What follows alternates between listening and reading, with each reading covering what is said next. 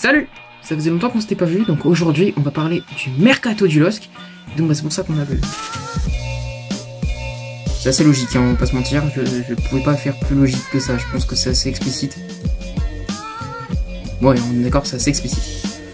Donc aujourd'hui les gars, on va parler du mercato du LOSC, donc on va parler des rumeurs déjà au niveau du mercato, des joueurs qui sont déjà arrivés ou déjà partis, et des quelques joueurs que j'ai trouvés qui pourraient être intéressants à ajouter par rapport aux rumeurs qui sont déjà là. J'ai listé toutes les rumeurs qu'on avait déjà vues, donc il y en a quand même un sacré paquet. Donc est-ce que vous êtes prêts? Bah, c'est parti.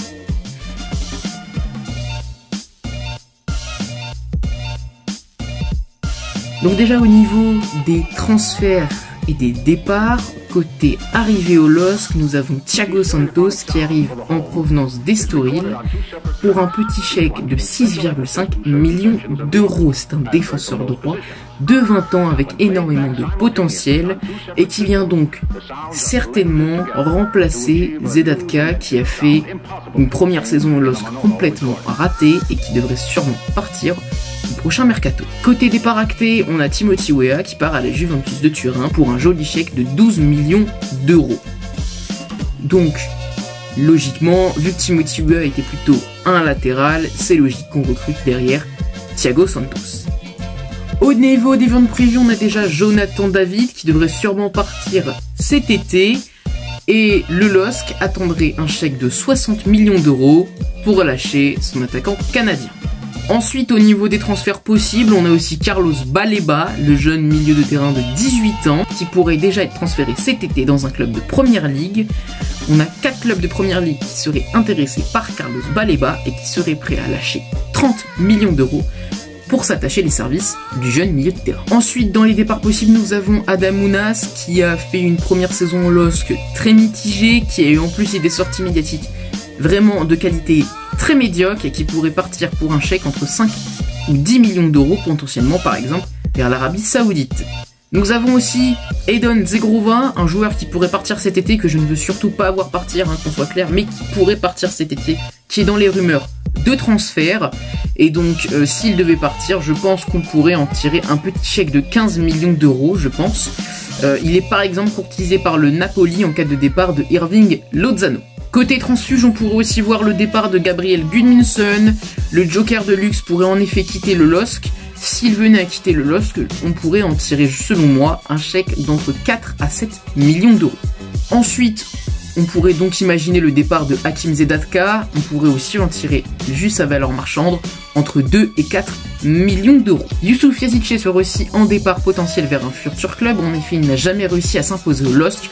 Le LOSC demande un faible budget de 3 à 4 millions d'euros pour qu'un futur club s'attache les services de Youssouf Yazici. On sait qu'il y a par exemple Nantes qui pourrait être intéressé par Yazici avec le départ de Ludovic Blas à Rennes. Et dans le dernier départ qui est quasiment sûr, là par contre c'est Jonas Martin qui pourrait partir, je l'espère, entre 500 000 à 2 millions d'euros vers son futur club. Il restera sûrement en Ligue 1 et potentiellement à Montpellier.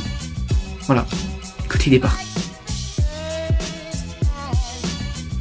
Donc, le budget de base du LOSC est de 100 millions d'euros. On vient y ajouter les 12 millions de Weah, les 60 millions potentiels de Jonathan David. On est déjà à 172 millions d'euros. On prend aussi les 30 millions de Baleba, ce qui nous fait un total de 202 millions d'euros. On va partir sur 10 millions pour Ounas, 212 millions d'euros. Potentiellement 15 millions pour Zegrova, soit 227 millions d'euros.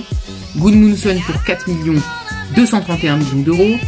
Zedatka pour 4 millions 235 millions d'euros, Yazici pour 4 millions 239 millions d'euros. On va arrondir à 240 millions d'euros avec le départ de Jonas Martin. Donc nous avons un budget de 240 millions d'euros pour ce mercato. Bon, bien sûr, on va pas lâcher 240 millions d'euros sur ce mercato, on connaît les temps, jamais il claquera autant d'argent sur un mercato, c'est sûr. Avec déjà l'arrivée de Thiago Santos, on baisse ce budget qui passe de 240 à 233,5 millions d'euros. Donc maintenant, on va passer aux transferts qui pourraient se faire par rapport au budget que nous avons. Et d'abord, je vais proposer les transferts qui n'ont pas été ciblés par le LOSC, mais que moi je pourrais trouver intéressants.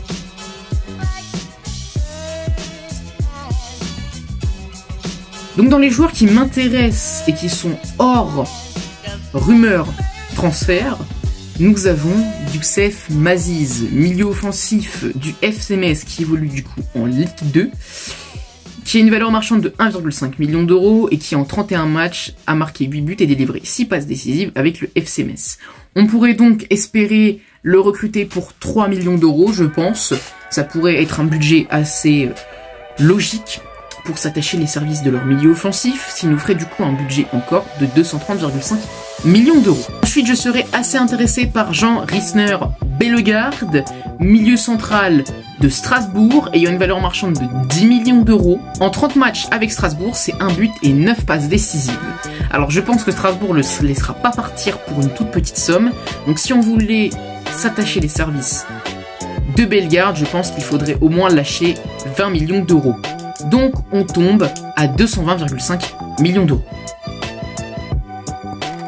Troisième joueur qui pourrait m'intéresser en défense centrale, c'est Christopher Julien. On sait que LOS veut beaucoup recruter en Ligue 1, et donc pourquoi pas recruter Christopher Julien, qui est un défenseur du Montpellier Hérault Soccer Club. Il a une valeur marchande de 3,5 millions d'euros, et vu son âge avancé, on pourrait peut-être le recruter entre 3 et 5 millions d'euros.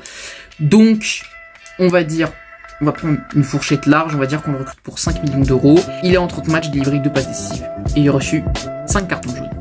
Donc, on va dire qu'on le recrute pour 5 millions d'euros. Donc, ce qui nous fait un budget encore à l'heure actuelle de 215,5 millions d'euros. Quatrième joueur qui m'intéresse, Gédéon Kalulu.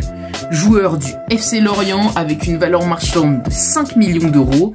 Il est un défenseur droit qui, en 30 matchs, a délivré 4 passes décisives et reçu 6 cartons jaunes. Vu son jeune âge, on pourrait s'attacher les services de Gédéon Kalulu avec un chèque d'environ 10 millions d'euros. Le budget mercato s'élève donc maintenant à 205,5 millions d'euros. Cinquième joueur, vu qu'on sait que Jonathan David va partir, il nous faut aussi recruter un attaquant. Et donc en attaque, j'aurais comme idée de recruter... Non, il n'est pas en Ligue 1. Victor Boniface, attaquant de l'Union Saint-Gilloise. Il a une valeur marchande de 12 millions d'euros. Et en 51 matchs, c'est 17 buts et 10 passes décisives avec son club. Vu qu'il a une valeur marchande de 12 millions d'euros et qu'il est encore assez jeune, je pense qu'on pourrait s'attacher ses services avec une belle somme de 25,5 millions d'euros, histoire d'arrondir en plus le budget mercato.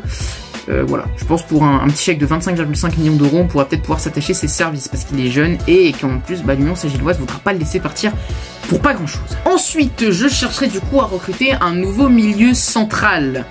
Et au milieu de terrain, je proposerai Raphaël Onyedika. Milieu du FC Bruges, ayant une valeur marchande de 9 millions d'euros. En 38 matchs, il s'est bouffé 6 cartons jaunes. C'est un vrai pur milieu défensif, avec franchement un grand talent technique, et qui pourrait vraiment être pas mal au sein du LOSC. Je pense qu'on pourrait s'attacher ses services autour d'un chèque d'environ 15 millions d'euros. Et enfin, le dernier joueur qui m'intéresse dans les hors rumeurs, c'est Adem Zorgan. Milieu central du RSC Charleroi, ayant une valeur marchande de 6 millions d'euros. En 32 matchs, c'est 4 buts et 8 passes décisives avec Charleroi.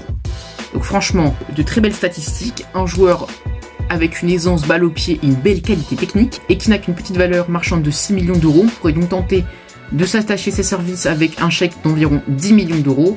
Je pense que ça pourrait être assez intéressant, avec le départ bien sûr de Martin par exemple, en plus d'André Gomes et en plus potentiellement de Carlos Baleba. S'attacher à un milieu de terrain avec de la technicité comme Adem Zorgan pourrait être un bon choix. Et donc du coup on tomberait à un budget mercato restant de 155 millions d'euros. Donc ce qui est complètement raisonnable par rapport au budget de base, par rapport aux ventes. On n'est pas du tout en dessous des 100 millions d'euros. Alors après effectivement ce sont des gros transferts, mais des gros transferts qui restent dans le budget du LOSC. Je trouve que c'est pas trop mal. Maintenant on va regarder les joueurs du mercato. Moi je vais vous proposer les joueurs qui m'intéressent le plus par rapport à la valeur marchande. Et donc du coup on fera un petit récap à la fin pour voir à combien on tomberait niveau budget restant. Voilà, c'est parti.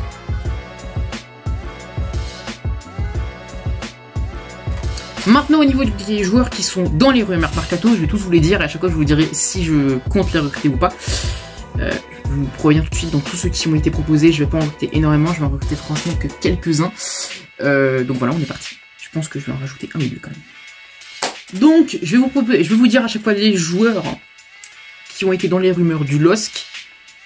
Bien sûr, vous dire si je pense qu'il pourrait venir ou pas, donc si je pense que c'est faisable ou pas, et si je pense qu'il pourrait venir et que c'est faisable, quelle somme il pourrait lâcher pour s'attacher les services de ces joueurs. Alors, est-ce que vous êtes prêts, les gars? C'est parti. Donc, premier joueur que le LOSC regarde de près pour s'attacher ses services, c'est Folarin Balogun, attaquant d'Arsenal avec une valeur marchande de 25 millions d'euros, qui a été presté cette saison à Reims et qui repart à Arsenal. Avec Reims, c'est 22 buts et 3 passes décisives en 32 matchs. Alors, est-ce que pour moi, ce transfert est probable? Pas du tout. Parce que Arsenal demande 60 millions d'euros pour s'attacher les services de leur attaquant anglais. C'est pas du tout dans les possibilités du LOSC, qui n'a jamais lâché plus de 40 millions pour un joueur. Donc est-ce qu'il est probable qu'il vienne au LOSC? Non. Pour moi, c'est pas la peine, il ne viendra pas. C'est pas la peine de s'attaquer à ce dossier-là. Deuxième joueur, Dift Orban, attaquant de la Gantoise, il a une valeur marchande de 9 millions d'euros. En 21 matchs avec la Gantoise, c'est 20 buts et 2 passes décisives. Alors, est-ce que pour moi, ce joueur peut venir au LOSC? Complètement, oui. Ça sent bon cette histoire. Car la Gantoise demande environ 20 à 25 millions d'euros pour laisser partir Dift Orban. Donc pour moi, on peut la recruter pour 25 millions d'euros au LOSC, qui nous ferait tomber à un budget mercato de 130 millions d'euros. Ça passe parfaitement dans le budget mercato qu'on s'est fixé. C'est bon, on peut recruter Dift Orban. Donc pour moi, oui, Dift Orban peut être recruté au LOSC. Troisième joueur, Noah Lang. Ah, j'ai envie de crever, putain. Quatrième joueur, Moses Simon, joueur du FC Nantes en fin de contrat, car il lui reste un an de contrat avec le FC Nantes, valeur marchande de 8 millions d'euros. En 46 matchs avec le FC Nantes, c'est 5 buts et 4 passes décisives. On connaît sa qualité de percussion, de jeu vers l'avant, et en plus il a une très bonne qualité de finition ou de passe. Qu'il est en fin de contrat, le FC Nantes demande environ 5 millions d'euros pour laisser partir Moses Simon. Pour moi, c'est largement un joueur qu'on peut recruter. Donc oui, bien sûr, je dis oui pour la recrue de Moses Simon.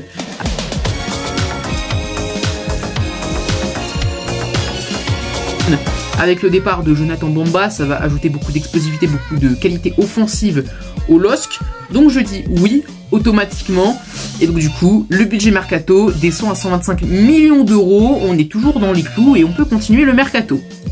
Cinquième joueur, Håkon Arnar Haraldsson. Oui, effectivement, c'est pas simple à prononcer. Joueur du FC Copenhague qui a une valeur marchande de 2 millions d'euros. Oui, la valeur marchande n'est pas énorme, mais vous allez voir que par contre, ce qui est demandé par Copenhague est énorme. En 35 matchs avec Copenhague, il a marqué 5 buts et délivré 4 passes décisives. Le LOSC a déjà fait une offre de 8 millions plus 2 millions de bonus qui a été refusée par Copenhague qui attend 20 millions d'euros. C'est beaucoup. Est-ce que pour moi, le LOSC va s'attaquer à ce dossier? Oui. Est-ce que pour moi, le LOSC a des chances de faire venir Haraldsson? Oui. À quel prix? Je pense pas en dessous de 20 millions d'euros. Après, c'est mon avis, mais je pense que Copenhague ne le laissera pas partir pour moins de 20 millions d'euros.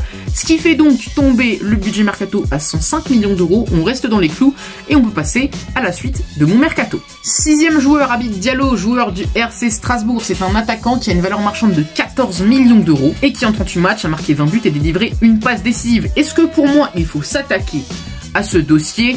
Non. Pourquoi? Parce que déjà en fait, on va recruter un ça d'attaquant. Donc pour moi, non, ça ne sert à rien de s'attaquer à ce dossier parce qu'on a du plus lourd, on a du plus intéressant qui sera à peu près pour le même prix. Donc non, Habib Diallo, on ne s'attaque pas à ce dossier. Septième joueur, Tierno Baldé, joueur prêté à l'ESSAC 3, qui est un joueur du PSG, c'est bien ça ce qui est chiant d'ailleurs, qui a une valeur marchande actuellement de 4 millions d'euros et qui en 31 matchs, c'est une passe décisive et un carton jaune. Alors est-ce que pour moi, il faut s'attaquer à ce dossier? Oui.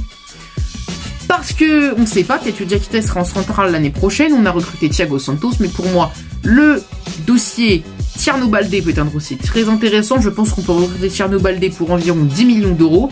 Donc est-ce qu'il faut s'attaquer à ce dossier complètement? Et ça fait tomber le budget mercato à 95 millions d'euros.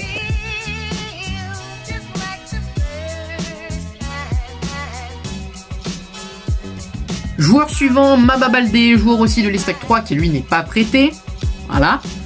Valeur marchande de 8 millions d'euros. C'est un avançant qui a marqué 12 buts et délivré 3 passes décisives en 35 matchs avec 3. Est-ce que pour moi il faut s'attaquer à ce dossier? Non. Non. On va déjà voir ce qu'il faut en attaque. Ça sert à rien de s'attaquer à ce dossier. Ça va certes pas coûter excessivement cher, mais pour moi ça sert à rien de s'attaquer au dossier Maba Baldé. Donc Next. Attaquant suivant, Mehdi Taremi, joueur du FC Porto. Valeur marchande, 18 millions d'euros. C'est un avant-centre qui a marqué 29 buts et délivré 9 passes décisives en 46 matchs avec le FC Porto. Est-ce que pour moi, il faut s'attaquer à ce dossier? Non. Pourquoi? Bah parce que déjà, il a une valeur marchande très élevée, donc du coup, ça va être difficile de l'acheter. Et surtout parce qu'il y a des plus gros clubs sur le coup qui ont beaucoup plus d'argent que le LOSC. Donc ce sera pour moi complètement impossible de toute façon de s'attacher les services de Mehdi Taremi. Même si c'est un attaquant que j'adore, c'est next. Ensuite, Franco Nora. Mais ouais, c'est ça, allez, casse-toi, ouais. Ensuite, avant-dernier, Mike Trésor, joueur de Genk, avec une valeur marchande de 15 millions d'euros. C'est énorme, mais vous allez voir, vu ses stats après, que même si on l'achète pour cher, c'est bénéfique. C'est un milieu offensif qui en 39 matchs avec Genk, 8 buts, c'est déjà pas mal. Et 24 passes décisives, 8 buts et 24 passes décisives pour un milieu offensif. Et qui coûte seulement 15 millions d'euros. Bon, certes, il faudra mettre plus. Et voilà. C'est intéressant. Donc Mike Trésor, je pense qu'on peut s'attacher les services de Mike Trésor pour un chèque d'environ 20 millions d'euros, soit un budget mercato qui descend à 75 millions d'euros. Vous voyez que on est dans les clous. Et enfin, pour terminer, dernier joueur, Morgan Sanson. Joueur d'Aston Villa. Qui a un petit peu d'âge, mais qui est technique, qui a une bonne créativité, qui a du leadership, qui a tout ce qu'il faut. Qui pourrait arriver au LOSC pour un prêt avec option d'achat.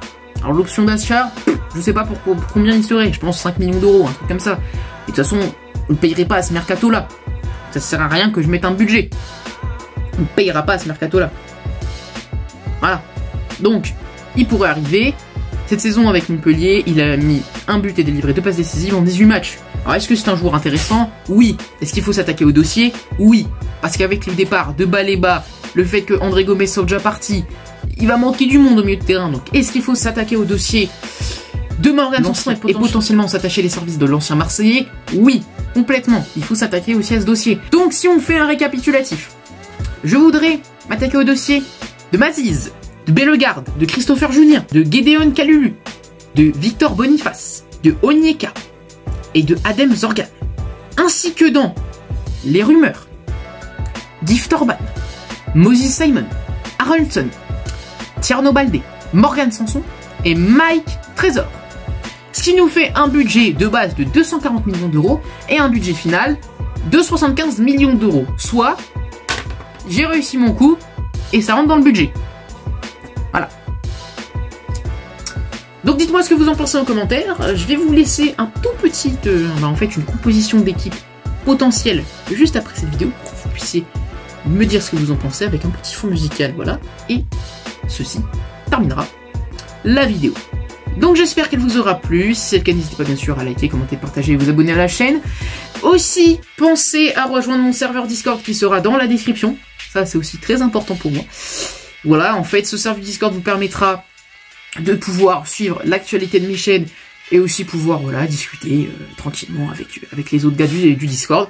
C'est un petit truc assez sympa, et puis peut-être que pour une fois de temps en temps, on pourra prévoir des petites sessions jeux vidéo le soir, un petit truc sympathique. Donc voilà, donc n'hésitez pas aussi, du coup, à rejoindre mon serveur Discord, le lien est dans la description. Si vous voulez me suivre sur les réseaux sociaux, je vous mets le lien du compte Instagram de Nats, ainsi que mon compte personnel, si vous voulez. Sur Twitter pareil, je vous mets le lien de mon compte Twitter dans la description si vous voulez aller voir les conneries que je balance sur Twitter. Et donc voilà, bah, je vous dis à bientôt les amis, c'était Nats, et j'espère que le mercato vous aura plu. En tout cas, moi j'ai essayé de donner mon maximum pour produire un mercato pas trop mal. Ça faisait longtemps que j'avais pas produit un mercato idéal pour le LOSC, ça remonte à il y a 2 ans si je dis pas de bêtises. Et à l'époque j'avais pas fait autant de recherches, ça m'avait pris beaucoup de temps, mais je pense que là le montage sera bien meilleur sur ce nouveau mercato. Donc j'espère que ça vous plaira, et puis si ça vous plaît, on en refera peut-être un l'année prochaine, pourquoi pas, dans un nouveau décor. Ça par contre c'est sûr. Voilà. Donc je vous dis à bientôt les amis, c'était Nats, et bye les gars. Ouais, je fais ça avec un stylo, c'est une nouveauté. Wouh, c'est tombé.